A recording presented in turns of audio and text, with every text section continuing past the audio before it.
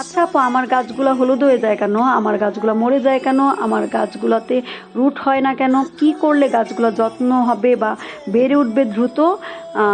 অল্প আদরে বা অল্প যত্নে আমি কোন কোন গাছগুলো রেডি করব, এই সমস্ত প্রশ্নের উত্তর থাকছে আমার ভিডিওতে।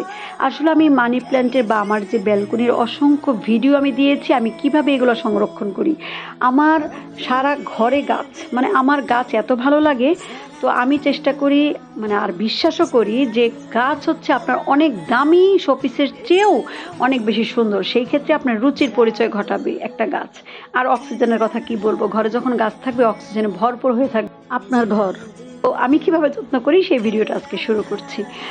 আমি যেটা করি সেটা হচ্ছে যে আসলে আমার এত গাছ আমি কাটিং করে শেষ করতে পারি না, সেজন্য অনেককেই আমি ফ্রি দিয়ে দিই, কারণ এত দ্রুত আমার গাছগুলো বাড়ে আলহামদুলিল্লাহ।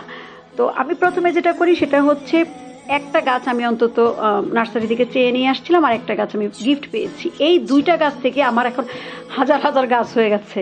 তো সেটা আমি করেছিলাম, এনে আমি পানিতে রেখেছিলাম। পানিতে যখন রুট বের হয়ে গেছে তখন আমি মাটিটা রেডি করেছি।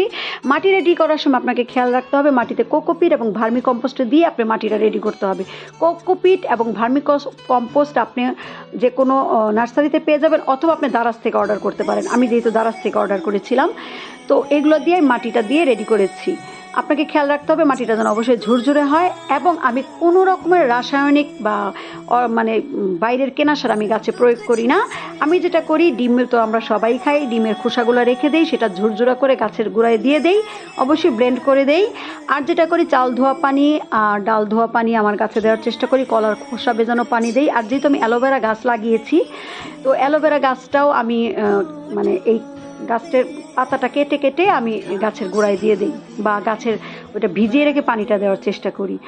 আর আমার আরেকটা জিনিস খেয়াল রাখি, যেটা আমার ইনডোর প্ল্যান্ট, মানে আমার ঘরে তো অনেক গাছ, তো আমি সপ্তাহে অন্তত 2 দিন রোদে দেওয়ার চেষ্টা করি। আপনারা যে কোনো গাছই যদি শুধু ঘরে রাখেন, সেটা পানি আপনাকে সপ্তাহে 2 দিন পাল্টাতে হবে। দেখেন আলহামদুলিল্লাহ আমার কি পরিমাণ রুট বের হয়ে যায় কয়েকদিনেই।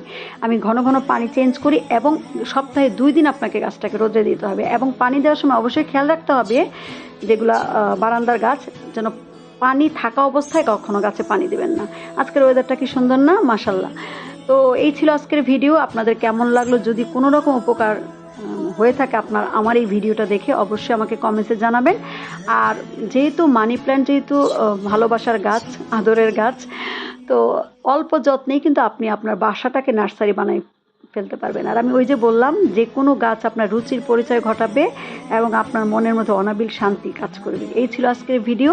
অনেক বেশি ভালো থাকবেন। আল্লাহ হাফেজ।